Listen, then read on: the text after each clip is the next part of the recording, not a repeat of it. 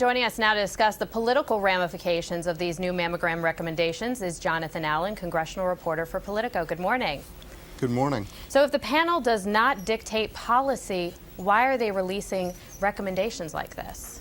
Well, they put out the recommendations, and then those recommendations could be used by government agencies or could be used by private insurers to make their coverage decisions.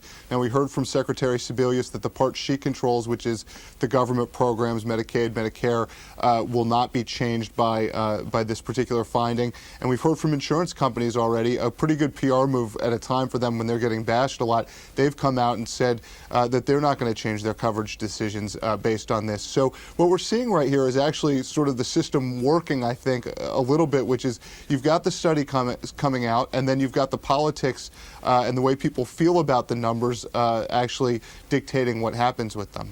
And so how is this going to factor into the health care reform debate? Well, already you've seen Republicans using it as a cudgel to beat Democrats up and say, look, some of the things you want to do in health care involve outcomes research, that involve biostatistics. And if you're doing this with a study like this on breast cancer, that'll be applied to all other sorts of health care.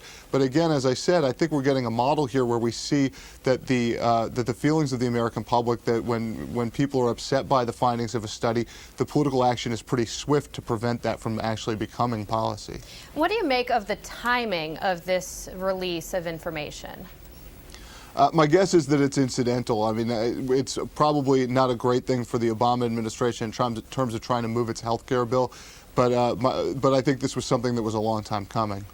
What kind of reassurance do we really have? I know today Sebelius, as you mentioned, was talking about how the insurance companies will not change their coverage, but what kind of reassurance do the American people have that that's going to be the case?